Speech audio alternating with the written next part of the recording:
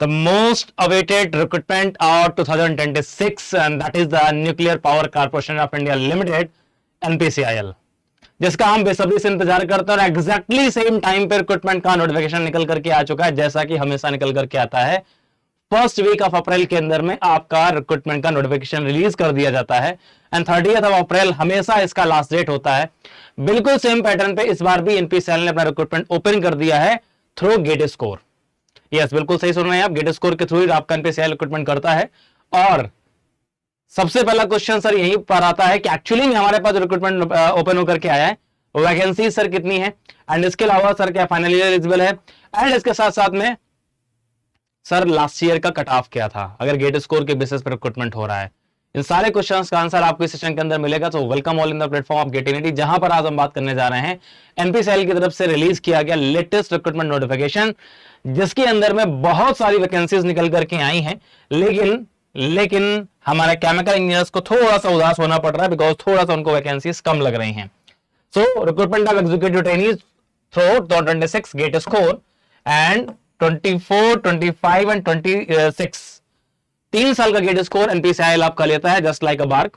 तो आपके पास 24, 25 एंड 26 3 साल का गेट स्कोर यहाँ पे इक्वली वेटेज है, ठीक है ना। आपको मिलेगा यहाँ पर 30th ऑफ अप्रैल इसका लास्ट डेट है।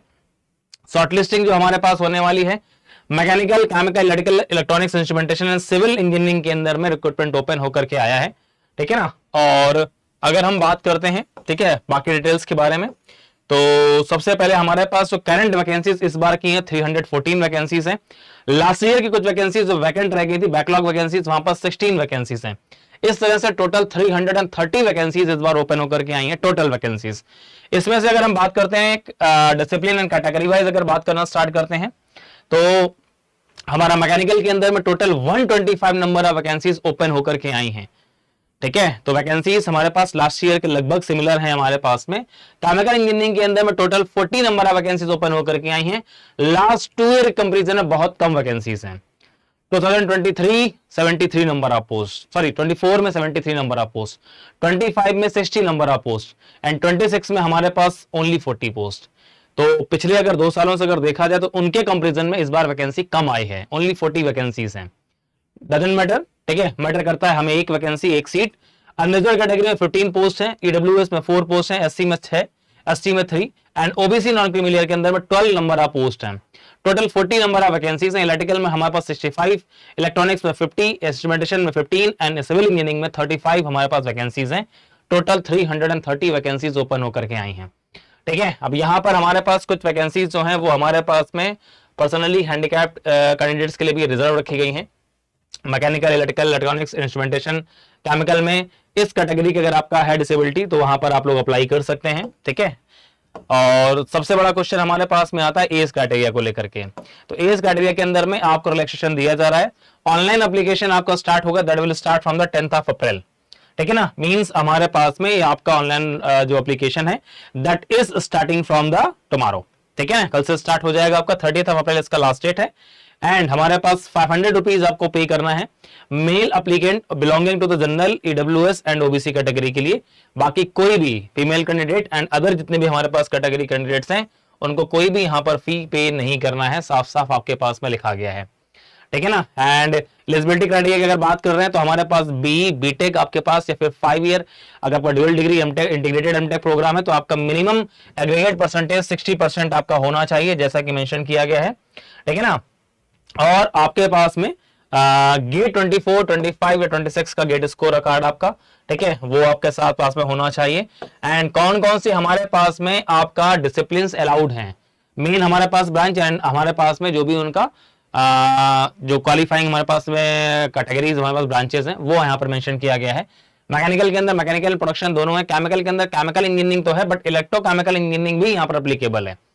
इलेक्ट्रिकल के अंदर इलेक्ट्रिकल एंड इलेक्ट्रॉनिक्स के अंदर हमारे पास इतने सारे डिसिप्लिन हैं। इंस्ट्रूमेंटेशन में भी हमारे पास ये डिसिप्लिन हैं। सिविल में ओनली सिविल इंजीनियरिंग, ये डिसिप्लिन के लोग एप्लीकेशन फॉर्म को फिलअप कर सकते हैं, ठीक है ना। और साफ साफ यहाँ पर मेंशन किया गया है हमारे पास में कि आपका किस ब्रांच में डिग्री है और आपका गेट स्कोर किस में होना चाहिए पेपर कोड में, ये भी यहाँ पर साफ साफ मेंशन किया जा चुका है, ठीक है ना। इंटीग्रेटेड प्रोग्राम जिनका भी है हमारे पास में, उनका हमारे पास में एमटेक विद मिनिमम 60% मार्क्स आपके पास में होना चाहिए रिलेवेंट डिसिप्लिन में। अप्लीकेंट जो हमारे फाइनल ईयर में है, ये बड़ा काम की लाइन होती है। Applicants whose final year results are awaited and are appearing for the final year semester examination during 2026 but are otherwise eligible may also apply. जितने भी फाइनल ईयर के स्टूडेंट्स हैं वो सारे लोग इसको अप्लाई कर सकते हैं। If selected, they will be required to submit the final result indicating completion of degree and percentage of marks। 60% से कम भाई साहब नहीं होना चाहिए आपका, ठीक है। तो अभी 7 सेमेस्टर तक आपका 60% होना चाहिए एटलीस्ट, ठीक है ना। 30 नवंबर के पहले आपको अपना डिग्री सर्टिफिकेट एंड मार्कशीट आपको सबमिट करनी होगी अगर आप सेलेक्ट होते हैं तो, ठीक है ना। तो जितने फाइनल कैंडिडेट्स हैं वो सभी लोग इस एप्लीकेशन फॉर्म को अप्लाई कर सकते हैं। रेगुलर डिग्रीज वाले ही अप्लाई करें, ठीक है ना, कोई भी पार्ट टाइम डिग्री वाला अलाउ नहीं है। और एज कैटेगरी यहां पर रखा गया, अपर एज लिमिट हमारे पास जनरल कैटेगरी ईडब्ल्यूएस में रखा गया 26 इयर्स, क्लोजिंग डेट के साथ रखा गया 30 अप्रैल में अगर आपका एज कंप्लीट हो रहा है तो। OBC non creamy layer 3 year relaxation के साथ 29 इयर्स है एंड एससी एसटी में 5 इयर्स के साथ में 31, ठीक है। बाकी आपके पास में जो फिजिकली डिसेबल्ड हैं उनको और कंसेशन मिल जाता है एज के अंदर में, ठीक है। तो इस तरह से आप लोग अप्लाई कर सकते हैं। अब यहाँ पे सबसे बड़ा क्वेश्चन आता है, सर एक्चुअली में ट्रेनिंग हमें कहां पर करनी चाहिए, बिकॉज जब भी एप्लीकेशन फॉर्म आप फिलअप करने जाएंगे तो वहां पर आपके पास एक चॉइस फिल करने का ऑप्शन आता है, ठीक है ना। कौन सी स्ट्रीम हमें चूज करनी है, प्रेशराइज्ड हैवी वाटर रिएक्टर पीएचडब्ल्यूआर या फिर लाइट वाटर रिएक्टर की एलडब्ल्यूआर की बात करते हैं, कौन सा हमारे लिए बेटर है। तो एक चीज पहली बात यह है कि एक्चुअली इनके लोकेशन से एक बार चाहे तो आप चेक कर सकते हैं। लोकेशंस के बाद हमारे पास में क्या है कि एक्चुअली एनपीसीआईएल की किस साइट्स में हमारा ये पीएचडब्ल्यूआर लगा हुआ है, ठीक है ना। और वो आपका बहुत बार लोगों का एक चॉइस होता है कि सर थोड़ा घर के पास अगर मुझे मिल जाए, ठीक है ना। तो जनरली ऐसा होता नहीं है, लेकिन आप चाहें तो एक बार चेक कर सकते हैं कि आपका एक्चुअली जो हमारे पास इनकी लोकेशंस है पीएचडब्ल्यूआर स्ट्रीम के एलडब्ल्यूआर जितने भी हमारे एनपीसीआईएल के प्लांट हैं, ठीक है ना। इस पर मैं अलग से एक सेशन लूंगा, डोंट वरी। तो उन प्लांट्स के लोकेशंस आप चेक कर सकते हैं। एक्चुअली हमारे पास में क्या है, आपका जो लोकेटेड है हमारे पास एलडब्ल्यूआर कुर्नकुलम न्यूक्लियर पावर प्रोजेक्ट, ठीक है ना, नागरकोइल एंड तमिलनाडु, ठीक है ना। तो यहाँ पर हमारे पास 2 लोकेशंस में है। बाकी जितने भी हमारे पास करंट टाइम में बन रहे हैं दैट इज पीएचडब्ल्यूआर जहां तक हैं, जो कि हमारे पास जो अभी हमारा एक्सपेंशन जो चल रहा है एनपीसीआईएल के अंदर। तो एक बार आप इसके थ्रू जो है ना पहले प्रॉपर देख लीजिएगा। 1 ईयर का ओरिएंटेशन ट्रेनिंग प्रोग्राम आपका होगा, ठीक है ना। एंड उसके बाद आपको साइंटिफिक ऑफिसर की पोस्ट दी जाती है 1 ईयर कंप्लीशन के बाद में। तो 1 ईयर तक आपको एक स्टाइपेंड मिलता है, ठीक है ना। और स्टाइपेंड हमारे पास में क्या रहेगा, ठीक है। तो यहां पर साफ साफ मेंशन किया गया कि आपको एक चॉइस फिलअप करनी होगी। सिविल इंजीनियरिंग वालों को चॉइस फिलअप नहीं करना है, बाकी जितने भी हैं chemical, electrical, electronics, instrumentation, mechanical वालों को एक चॉइस फिलअप करनी होगी रिएक्टर स्ट्रीम के अंदर में, ठीक है ना। एंड इसके अलावा फिर आपको फाइनली आपके इंटरव्यू के मार्क्स के बेसिस पर आपको जो है ना आपकी चॉइस के अकॉर्डिंगली आपको प्लेसमेंट दिया जाएगा, ठीक है ना। एग्जीक्यूटिव ट्रेनी की पोस्ट आपको मिलेगी एंड उसके बाद में हमारे पास में आपको एक फिक्स स्टाइपेंड, मंथली स्टाइपेंड 74,000, पहले ये कम था अभी बढ़कर बहुत ज्यादा हो चुका है, that is 74,000 and 1 time book allowance. पहले ये भी बहुत कम होता था, ये भी हमारा बहुत ज्यादा बढ़ चुका, 30,000 आपको 1 टाइम, ठीक है ना। 1 टाइम बुक अलाउंस 30,000 आपको मिलेगा। Mandatory lodging and boarding accommodation भी आपको एनपीसीआईएल प्रोवाइड करेगा। खाना लेना आपका फ्री है, आपको स्टाइपेंड मिलेगा 75,000 and 30,000 1 time book allowance. Salary बहुत अच्छी है एनपीसीआईएल के अंदर में, ठीक है ना। एंड उसके बाद हमारे पास में आपका जो अपॉइंटमेंट होगा that will be on the basis of the scientific officer grade C, ठीक है ना। लेवल 10 का हमारे पास में पेमेटिक्स 56,100 का रहता है एंड आपके पास, ठीक है ना। इसके अलावा भी आपको बहुत सारे अलाउंसेस आपको मिल जाते हैं, that is transport allowances, house rent, site location, professional update allowance, बहुत सारे अलाउंसेस आपको यहाँ पर मिल जाते हैं, ठीक है ना। एंड इसके अलावा employee benefits and miscellaneous facilities भी आपको मिलती हैं। इंसेंटिव जो आपको मिलेंगे, loan advances, retirement benefits and social security schemes, career prospects, ठीक है ना।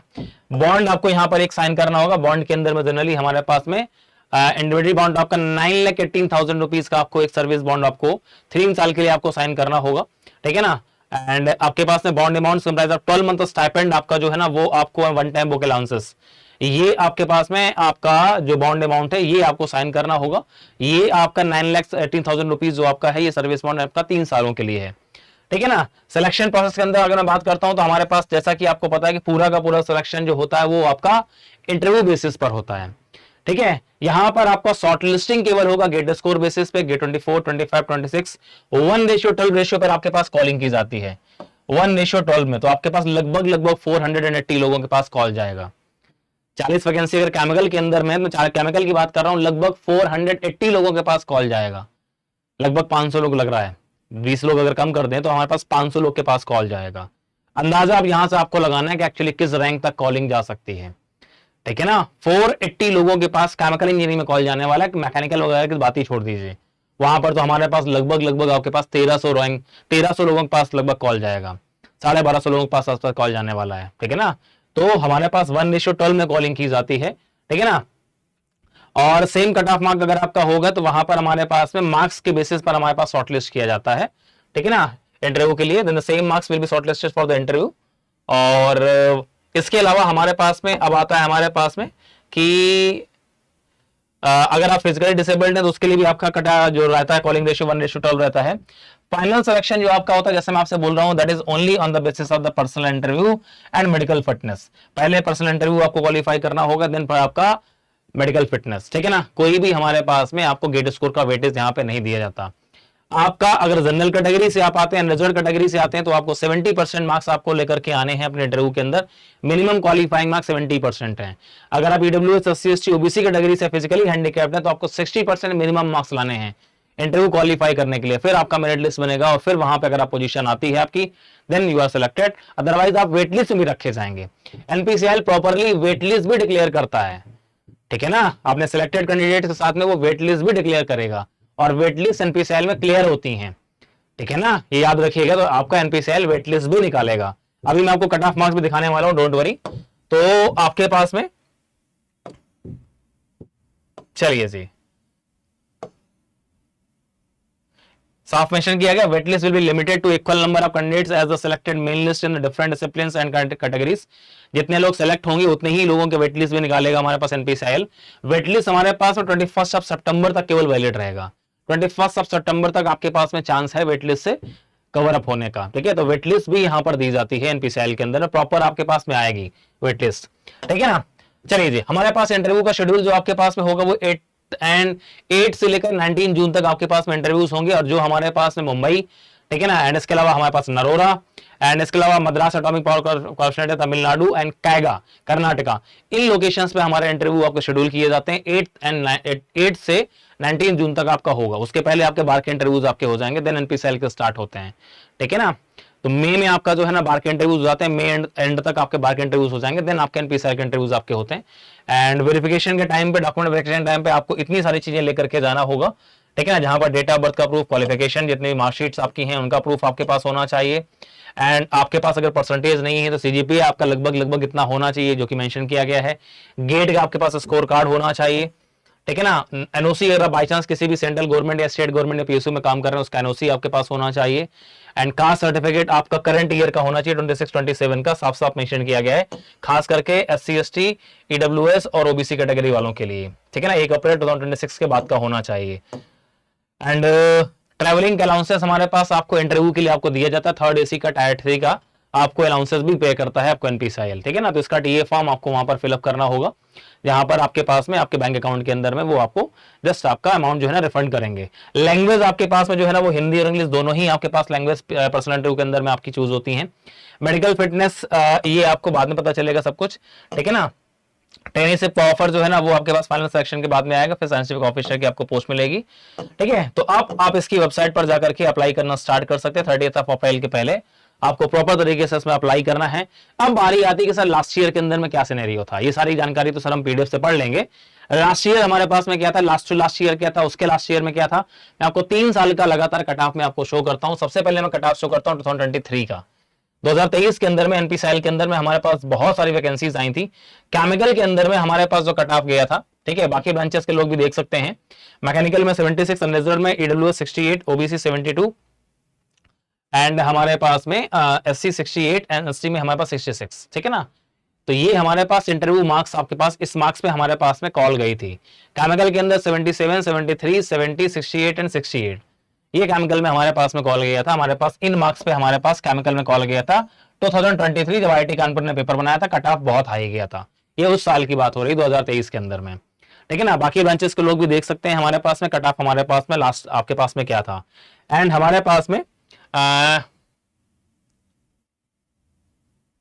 नहीं, ये हमारे पास जो कट ऑफ मैं आपको शो कर रहा हूं based on interview marks of selected candidates for the post of executive training, नहीं, ये कट ऑफ इंटरव्यू के लिए नहीं है, इंटरव्यू के बाद का कट ऑफ है।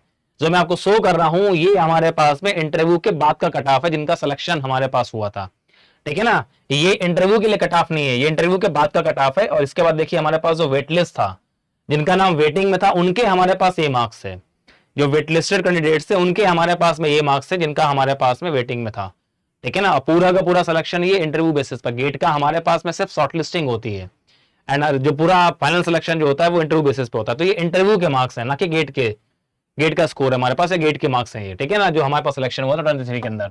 24 अगर मैं बात करता हूं तो हमारे पास में आपका 24 के अंदर में जो कैटेगरी वाइज कट ऑफ है, interview marks of selected candidate जिनका सिलेक्शन हुआ था, 24 में जो सिलेक्शन हमारे पास हुआ था वहां पर हमारे पास मैकेनिकल, केमिकल, इलेक्ट्रिकल, इलेक्ट्रॉनिक्स के अंदर में 24 में आपको पता था वैकेंसी 73 वैकेंसीज थी, और वहां पर जो सिलेक्शन हमारे पास हुआ था देखिए लगभग सिमिलर मार्क्स हैं, 23 के सिमिलर मार्क्स हैं, 77, 72, 71, 68, 66, है ना, लगभग हमारे पास में आपके इसके सिमिलर मार्क्स हैं। ये थोड़ा सा बढ़ गया है और ये हमारे पास थोड़ा सा आपके यहाँ पर भी बढ़ गए थे 74, 69, 70, 67, ठीक है ना। तो ये हमारे पास में थोड़ा एक नंबर या दो नंबर आपके बढ़ गए हैं यहाँ पे।